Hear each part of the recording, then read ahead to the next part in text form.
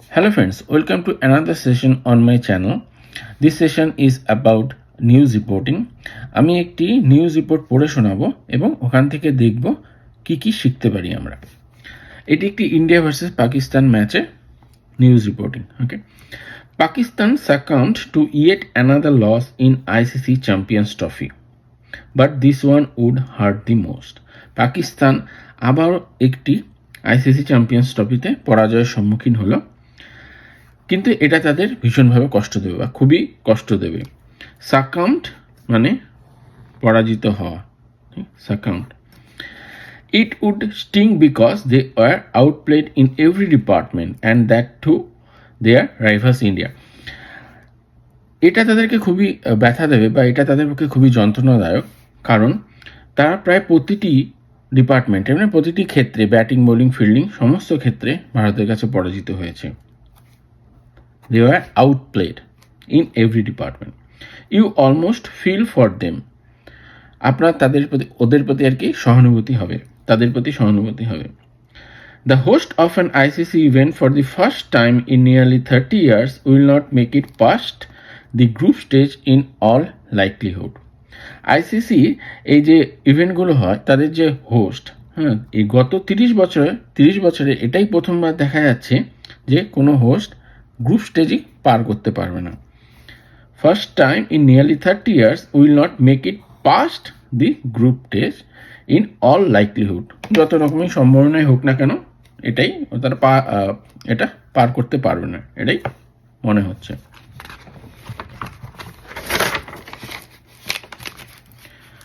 চলে গেলাম পরের পাতায়। Skipper Rizwan, who himself could not hold back from showing his dejection on the field on many occasion. Skipper মানে অধিনায়ক রিজওয়ান, যিনি কিনা যখন খেলছিলেন তখন তার হতাশা, তিনি বারবার হতাশা তার দেখাচ্ছিলেন, তিনি এটার থেকে মানে হতাশা দেখানো কম করতে পারছিলেন না। Could not hold back from showing his dejection. Could not hold back মানে তিনি নিজেকে আর সামলাতে পারছিলেন না, তিনি বারবার হতাশা দেখিয়ে দিচ্ছিলেন। On the field on many occasion said Pakistan did not deserve to qualify for the semifinals. পাকিস্তানে সেমিফাইনালে খেলার মতো পাকিস্তান যোগ্য নয় আর কি, deserve. They now had to rely on other results. তাদের এখন অন্য খেলার রেজাল্টের উপর নির্ভর করে থাকতে হবে, নির্ভর করে থাকতে হবে। Former cricketers lashed out at the current side for showing zero intent on the field. আগের যারা প্রাক্তন ক্রিকেটাররা তারা একদম রেগে গিয়ে তীব্র সমালোচনা করেছেন এই কারেন্টলি যে পাকিস্তানের টিম আছে, বর্তমানে পাকিস্তানের টিমটার প্রতি, কারণ তারা খেলার প্রতি সেরকম উৎসাহ, আগ্রহ, সেরকম যে জিততেই হবে সেরকম মানসিকতা দেখাননি।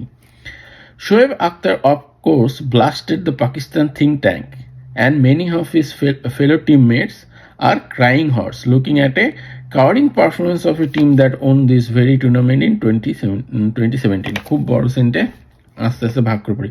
Shoaib Akhtar of course ব্লাস্টেড the Pakistan think tank. Shoaib Akhtar এই পাকিস্তানের যে টিম এবং তাদের যারা দায়িত্বে আছেন, তারা যারা চিন্তা ভাবনা করেন টিমের ভালোর জন্য বিভিন্ন ডিপার্টমেন্টে, তাদের প্রতি তীব্র সমালোচনা করেছেন, প্রায় আক্রমণ করে ফেলেছেন কথা দিয়ে, ঠিক আছে। And many of his fellow teammates are crying horse. তার যে আরও অন্যান্য যারা পাকিস্তানি পুরনো ক্রিকেটাররা আছে তারা খুব গভীর দুঃখ প্রকাশ করেছে। লুকিং অ্যাট এ কাউরিং পারফরমেন্স মানে এইরকম যে একটা ভয় পেয়ে যাওয়া পারফরমেন্স, ভীতু পারফরমেন্স হয়েছে of A team that on this very tournament in 2017। এমন একটা টিম যেটা কিনা 2017 সালে চ্যাম্পিয়ন হয়েছিল। তাহলে এটা ছিল news report India versus Pakistan ম্যাচের পরে। তো এখান থেকে আমরা কি কি শিখতে পারলাম আজকে, আমার কাছে আমি যেগুলো শিখতে পারলাম, বিভিন্ন ওয়ার্ড যেমন ডিজেকশন মানে হতাশা, ল্যাশড আউট মানে রেগে গিয়ে সমালোচনা করা বা আক্রমণ করা কথা দিয়ে, ব্লাস্টেড মানে তীব্রভাবে এখানে সমালোচনা করা, যেমন বোম ব্লাস্টে হয় সেটা বিস্ফোরণের ক্ষেত্রে, বাট এই ক্ষেত্রে গভীরভাবে বা তীব্রভাবে সমালোচনা করার ক্ষেত্রে ব্লাস্টেড ইউজ করা যেতে পারে। ক্রাইং হর্স মানে গভীরভাবে দুঃখ প্রকাশ করা, কাওয়ারিং মানে ভীতু বা ভয় পেয়ে যাওয়া, ভীতু পারফরমেন্স যেমন কাওয়ারিং পারফরমেন্স। আরও শিখলাম যে সাকাম্ড মানে পরাজিত হওয়ার ক্ষেত্রে ইউজ করা যেতে পারে সাকাম্ড। স্টিং কোনো ব্যথা যন্ত্রণার ক্ষেত্রে বোঝানো হয় স্টিং। লাইকলিহুড মানে সম্ভাবনা। তো এই কতগুলো শব্দ আমরা এখান থেকে শিখতে পারলাম, এবং আমরা যদি এই রিপোর্টিংটা আরও প্র্যাকটিস করি তাহলে আরও ভালোভাবে শিখতে পারবো। Thanks for watching this video.